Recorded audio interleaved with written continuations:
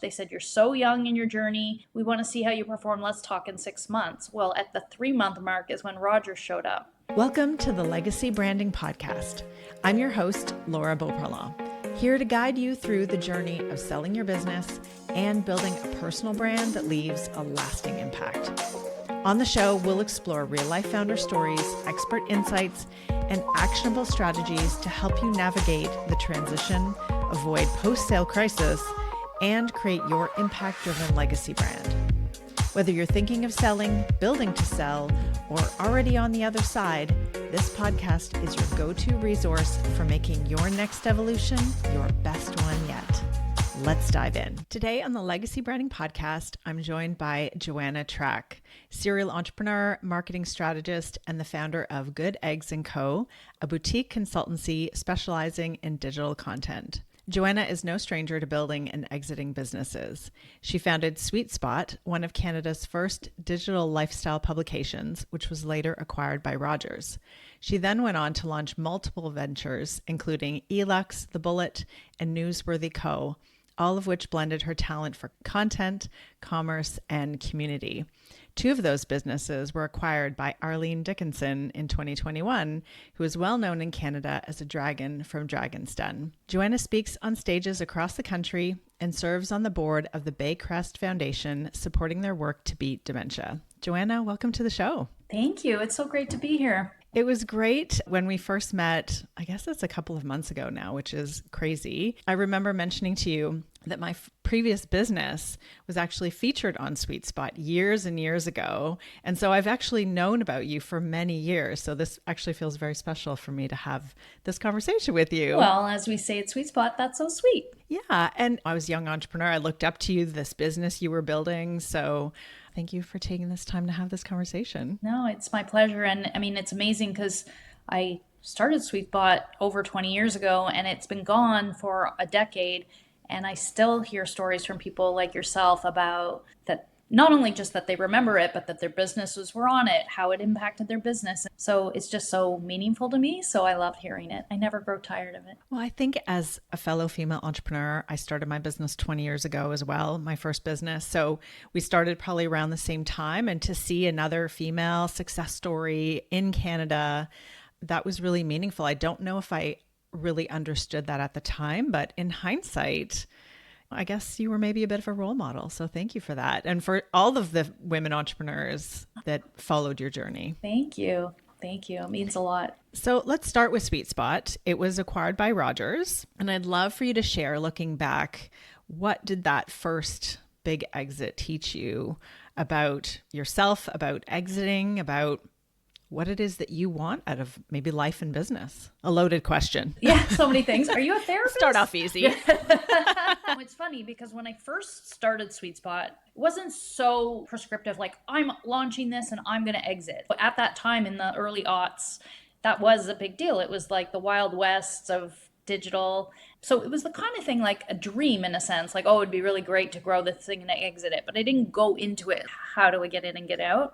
And so it was actually quite surprising that very early in the journey, it was only at year 2 that I first was approached by Rogers.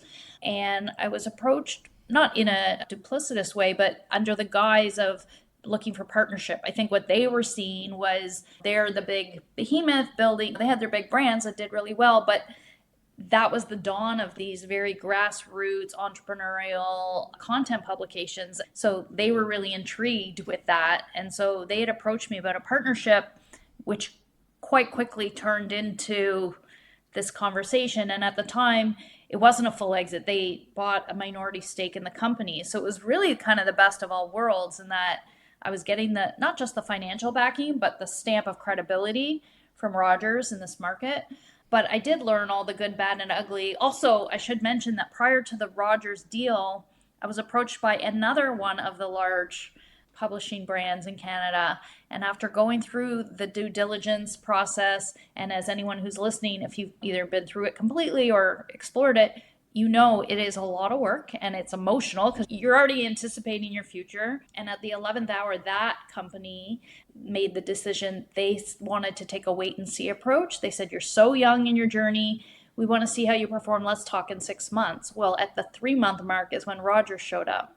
Right. So I was a little bit skeptical too to get to that milestone with Rogers, not only just because it was happening early, but also in lieu of what had just happened. I already learned a volume about going through the process, getting your hopes up, the kinds of things they ask for. As an entrepreneur, just learning, keeping your business in order, being organized, having your metrics down, all those things that sometimes when you start a business on your own and it's all in your head, it can work. But the minute someone wants to look, it can become quite arduous. So that was a massive learning. And then there's that romanticizing of, oh, this big company and all my problems are going to be solved. Well, you trade certain problems for other problems. Being the little fish in the big pond, waiting, all their promises were legitimate, the exposure they were going to give us, but getting them to execute it Yeah. was a real lesson in patience. All those things that come along with either merging, it's not just exits, right? It's merging, partnering, all those things I learned sort of firsthand on the ground. And then over this course of, I guess, another 4 years is how they continued to take on more tranches of the business. And in 2010 is when I made the full exit. So now this is very much hindsight's 2020 because at the time, everything about it was a win for me. Financially, it was a win, credibility wise, emotionally, all the things that come with taking a business idea and growing it and exiting to a company like that. But then the fact that only 24 months later, they shut the whole thing down, let everyone go, was as heartbreaking as if I was still there.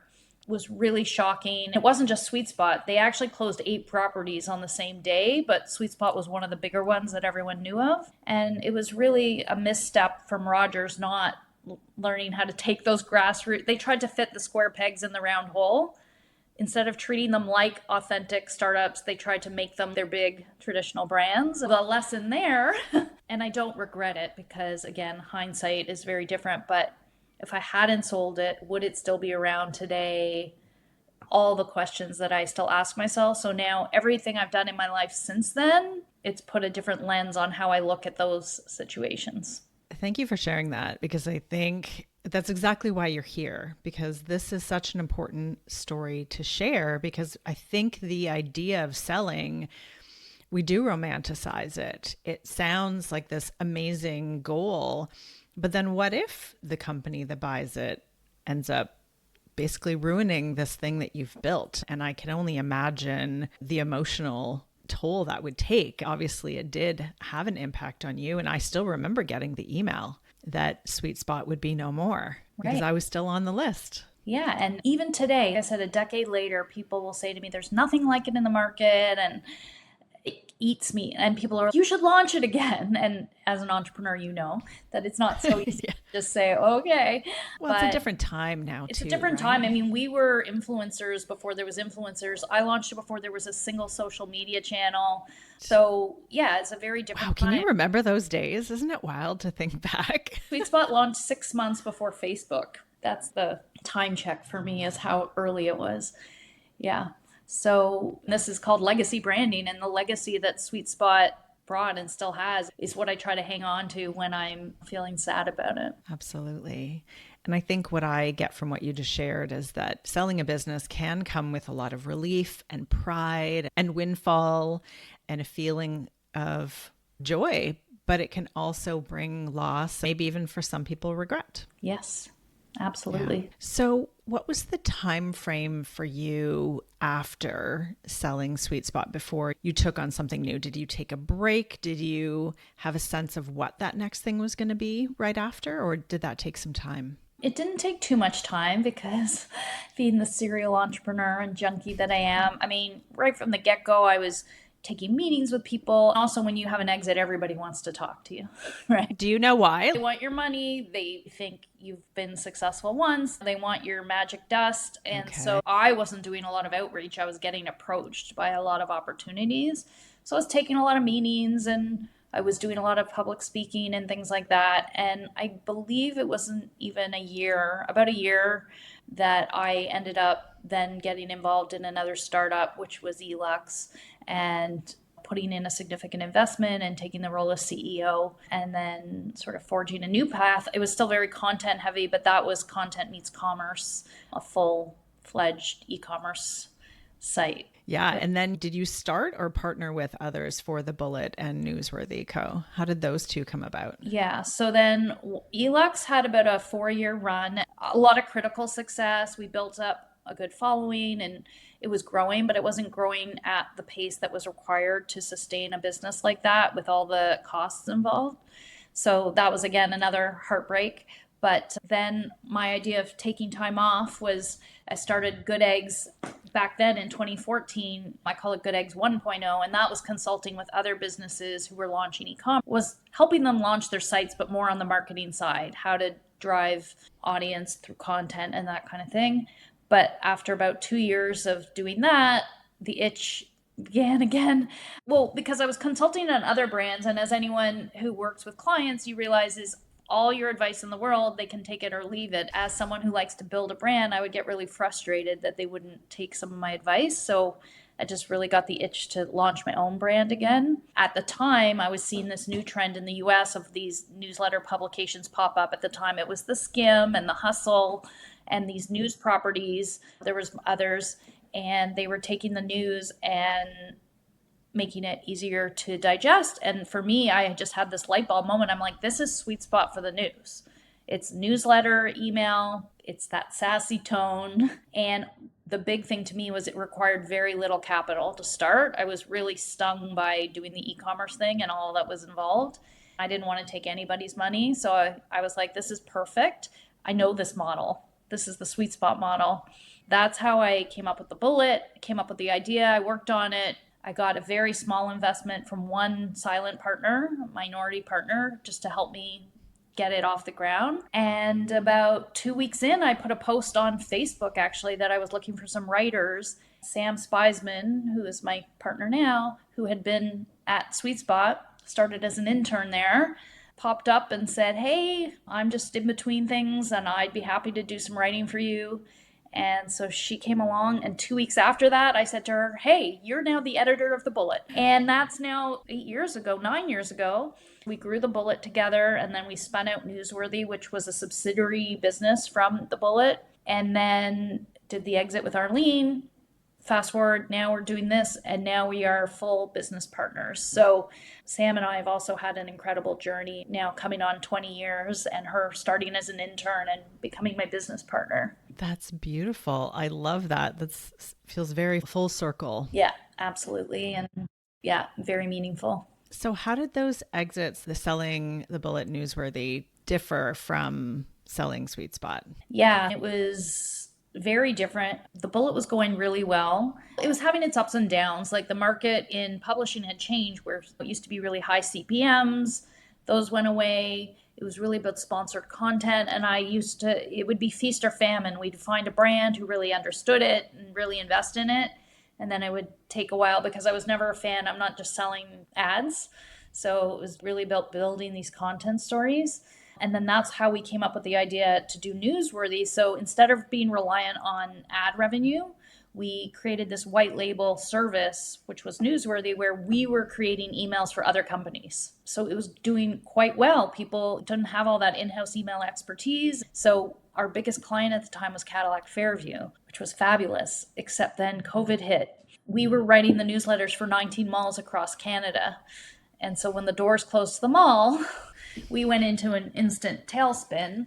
And so we were really operating on life support for that first portion of COVID and trying to make ends meet and barely keeping it afloat. And one night in the summer of 2020, I got an email from Arlene Dickinson saying, big fan of the Bullet. And also I wrote a blog at the time, Your Average Joe, and your blog, keep up the good work. And I was like, first of all, I had to check if this was even real. Was it actually her? Yeah, so I went into the database and saw she was in fact a subscriber. I didn't know that. So then we started this dialogue. And so not regular, but every once in a while she would check in. And so somewhere around the fall of that year, when we just, everybody didn't know how much longer COVID, what was that going to mean? And so Sam and I and a couple of the key members of our team had to have a real, what are we going to do? Are we going to shut it down? Are we going to really shrink it? Are we going to all go get other jobs? And we were at that fork in the road. And Sam said to me, why don't you ask Arlene what she thinks? She's such a fan. why don't you just ask her for her opinion? And that is legitimately what I reached out to her for. I said, I know you're a fan and we're about to make a big decision and I would love your point of view. And she said, sure. So we had a Zoom call, which felt like a Dragon's Den episode because I was getting peppered with questions. Just not publicized, at least. Exactly. When people hear that I exited to her, they're like, "Oh, you were on Dragon's Den." I'm like, "No, thank God." And then it ended with her, yeah, throwing the curveball of, "Well, how about this as an alternative?" And so when I say the Rogers thing was very early stage, but we were on the up and up. With Arlene, we were in distress. And so I don't mean that in the sense that she took advantage. It's just, it's a different exit. It was, Yeah. she absorbed 8 employees in a time of crisis for the world. There's nothing about it that was similar, except for what we talked about earlier is losing control over your baby. And that is, I think I can tell that to entrepreneurs 100 times over.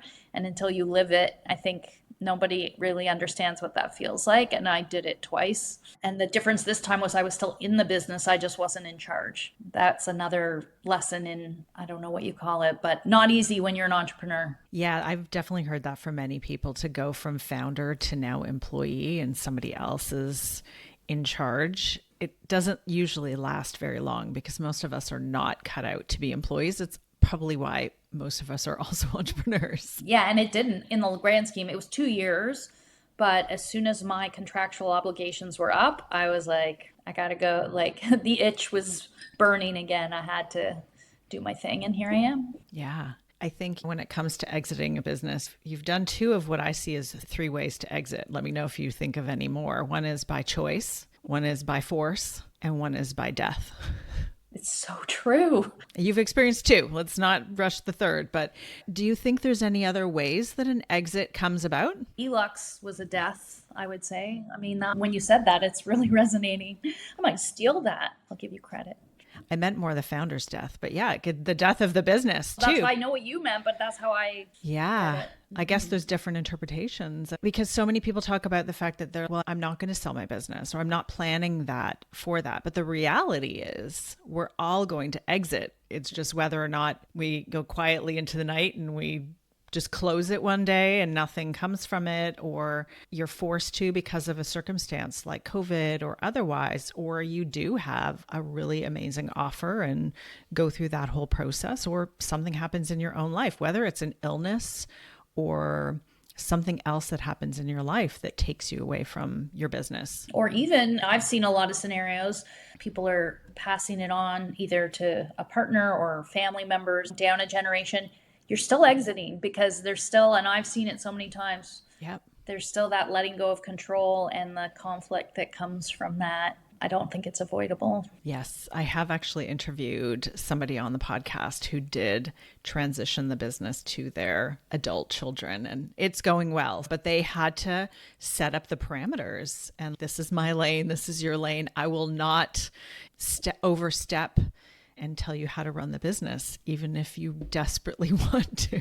Not easy. Not easy at all. Hey founders, quick shameless plug for the sponsor of this podcast and my company, Lab Creative, where we help ambitious founders untangle their personal brand from their business so they can position the company to sell and build a personal brand for their next evolution. If that sounds like you, head to labcreative.ca to check out our work and to book a call with me. Or if you want to just dip your toe in first, grab a copy of the Founders Brand Playbook. It's our free step-by-step guide to building a brand that attracts premium buyers and creates opportunities for you post-sale. You can download it at labcreative.ca/playbook. So with Good Eggs, tell me about that. I guess, is this version 2.0? I know you mentioned one. Now we should just call it Good Eggs, but I still call it 2.0. So what led to that? How do you feel about the business? Do you have plans to exit this one? What are your thoughts on that? Of course, now I can't say I have plans to exit. I mean, yes, or I should say I do because there is an exit somewhere. So yeah, how this came to be is when I was parting ways with Arlene and really wanted to get back to doing my own thing. Again, was fielding a lot of calls and interest and people reaching out to me for consulting, but Sam and I wanting to sort of stay together, figuring out what we were going to do. I was taking on some consulting projects, and when I saw what the demand was for this type of work in content marketing, I said to her, I think we can really do this. I already have the Good Eggs name. I love it. So we decided to go like that. But whereas Good Eggs 1.0 was born at that precipice of e-commerce, and that's what was our focus, and I had come out of e-commerce, this, we do work with clients who are in e-commerce, but that isn't our main focus. Our focus is on the content side. So content strategy, email, social media, websites, SEO, anything to do with sort of telling the story, and mostly in digital. Sam and I have very complementary skills. We're both strategists, but I focus more on new business and building those relationships and the strategy work. Sam is very much sort of our creative director, oversees all the content, manages all the team, the resources who produce the content. We're very yin yang in that way. It works really well. So now we're coming up on 3 years, which is hard to believe, or 2. Anyway, who knows? Lose track of time. And yeah, working with companies from startups to, let's call it, medium-sized businesses, developing content strategy, and then managing it all like soup to nuts, depending on the client and their needs. So managing entire social programs, doing a lot of thought leadership, helping senior executives raise and manage their profiles online. Then also we're very sort of anti-agency. So considering us more of a fractional marketing resource. So I act as a fractional CMO to a few brands who don't have the bandwidth to have a full-time CMO. And so it's been really great. We've had our own ups and downs, but right now we're seeing a lot of demand for what we do. And so we're leaning into that and growing really rapidly. So as far as the exit, I don't want to say that I'm that old, but I'm 54 years old and I've been doing this for 25 plus years. So I am starting to feel that I don't want to work all the time kind of feeling. The exit for me is going to be getting out of the day-to-day, being more of a figurehead and a true consultant, jumping in, helping Sam and the team, helping her build a senior team to continue it on, and then still keeping one foot in the door is really what my goal is. I love that you're already thinking about that, and that idea that you still want to be a part of it, but change how you're a part of it. Yeah, and what's really interesting and rare is that Sam and I, she's 14 years my junior. A lot of times people get into partnerships, it's with a friend or a colleague or something, and they're around the same age and they're going through all the life stages at the same time. The beauty of this, aside from the fact that we're so symbiotic, is I can do that, and she's got another 15 or so years before she's going to be feeling that, and it's worked really well for us. Yeah, I love that. So something that I've noticed, and obviously I'm sure you have too, is that all of your businesses have a through line. They're similar but different versions of the same thing, let's say. I'd love to know, is there something else that you love doing or you would love to explore outside of this world of digital marketing that you're in? So one of the things that's been on my list for so long is I want to write a book, and I've started. And it's funny because I actually majored in math in university. Well, because I had an aptitude for math, but I hated writing essays. It caused me so much anxiety, and that was my way to skirt it. And then over the years, I would always sort of slough that off to other people. Then when I started the blog, it was, really in COVID when it really got going, and it was Sam really pushing me to do it. And I loved it. It was very cathartic. I loved getting my thoughts out in that way. I'm not much of like a video. I don't post on Instagram in that way. It was such a great channel for me to take all my learnings and thoughts and vulnerabilities and share it and get the reactions from people, which is kind of what I do on LinkedIn now. So I've many times, and one friend who's a book publisher said, you could string those blogs together and write a book. So just do it. But as you know well, trying to do that while managing a company, and for me being a single mom and all these things, it just hasn't been in the cards. So what I would love to do is step away and fulfill that dream, is to take all these thoughts and string them together into a book. I love that for you. And yeah, that's my first book over my shoulder. And it takes a lot. And there's a second book. And when that's coming out, I don't know exactly. I have bits and pieces of it. And sometimes I'll record a voice note and take the transcript and add it in. But it's just accumulating all of those things. And then I worked with an amazing editor for my last book. And I think just getting all of those thoughts down and then being able to share it and go, okay, here are the guts of it, the rough draft, and getting that help to see it from the outside really helps. It's going to happen. You heard it here. Yeah, there you go. Joanna Track is writing a book. Now I have to. No, you have to. Sometimes you have to speak these things out loud. So there you go. I did want to ask, so you're on the board of the Baycrest Foundation supporting the efforts to beat dementia. And that's a cause that hits home for me as my mom has Alzheimer's and have been watching her deteriorate for years. The reality is that she's really no longer with us, even though she's here in body. And I just wanted to ask you what drew you to that work and how has that shaped you? Oh, it's been an incredible experience. I'm just hit my 1 year anniversary of being on the board. And my mother also has Alzheimer's, more in the earlier stages. But yeah, we're seeing it. My grandmother on the other side had Alzheimer's. So it's always been something I'm well aware of. I was actually approached by them just about a year and a half ago that they were looking to add some new members to the board, specifically with marketing experience, because they're trying to really shift the perceptions of Baycrest. If you grow up in Toronto, you hear Baycrest, you hear Jewish home for seniors, and it is that, but it has become so much more. They are one of the top centers of excellence in the world for dementia research.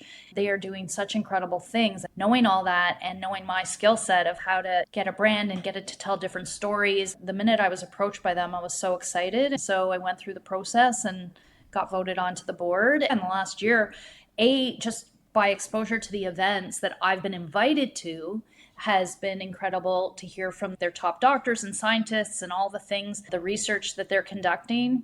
And then what I have been able to contribute, but have also gained so much from, for example, in the fall, and I will be surely inviting you to the next one, is I held a luncheon at Baycrest and I invited over 100 women, 75 showed up.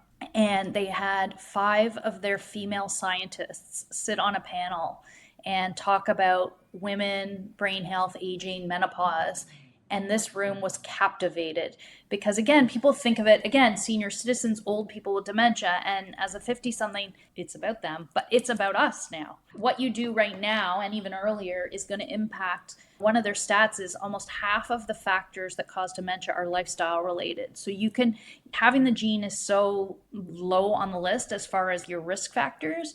There's so many things you can do. So to have this room of captivated women was so incredible, for them to learn what Baycrest is really doing, get them more engaged, and then, help spread this brand message. And then I just held a second event about a month or so ago, and it was a Maj night, Mahjong, because I've recently become a Maj player, and it's a great brain exercise. It's social. It's on their checklist of things to do for your brain.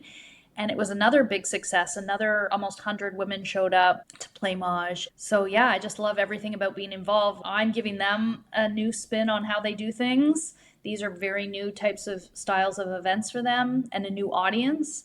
And the stuff that I'm learning every week being involved in it is just hugely rewarding. Amazing. Well, I'm definitely looking forward to my invitation to the Yes, next you're event. going to be on the list. I love it. Yeah, it's definitely something that I'm very aware of. What am I doing today that is preventing me from having the same fate as my mother and so many other people that I see in the home that she's in, or my husband's grandmother. It touches so many people's lives, and it is not a beautiful end. So whatever we can do today, it's not the things we do 20 years from now, it's the things we're doing now. Yeah, it's been a real wake-up call. Well, this leads into my last question, which I ask everybody. It's about legacy. Obviously, the podcast is called Legacy Branding. So I'd love to know what legacy means to you. For me, legacy is passing on the wisdom that I've taken and how it passes on to the people that I've been exposed to in my family, but especially in the work career world. It just means so much to me. I still get notes from people who reported to me 20, 25 years ago. And when they say, oh, you changed my life, you taught me how to be a manager, or I still incorporate the things you taught me, that to me is everything. If that was one person out there, I would feel like I left a legacy. The fact that I have now an army of, I will say mostly women, but over my career, I mean, over the Sweet Spot, there was over 100 people who at least worked at Sweet Spot at one point or another. All the other business I've started or events I've spoken at, anytime I hear that feedback, I want to be able to keep doing it. But if I stop tomorrow, then I know that the legacy I left was that learning and wisdom and inspiration. Amazing. Obviously, you've left a huge impact on many people already, and I know there will be many more to come. Thank you. So how can people connect with you? How can they learn about the work you do or working with you at Good Eggs? Yeah, so they can visit our website, which is goodeggsandco.com. And I know you'll have that in the show notes. It's a mouthful. And I'm always easy to reach on LinkedIn. It's Joanna Track.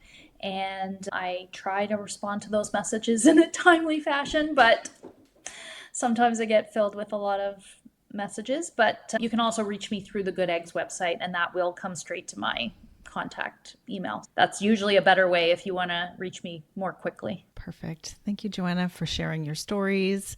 It has been amazing having you here. I really appreciate it. Well, Laura, thank you. I really enjoyed the chat. Thanks for tuning into the Legacy Branding Podcast. I hope today's episode has inspired and empowered you on your journey to building a brand that truly matters. If you enjoyed today's show, please subscribe, leave a review, and share it with other founders who you think would benefit from listening. And if you're ready to take the next step in building your legacy brand, visit our website, labcreative.ca, to learn more and book a call. Don't forget to join us next time for more conversations that will help you navigate your transition and create your legacy. Until then, I'm Laura Beauparlant.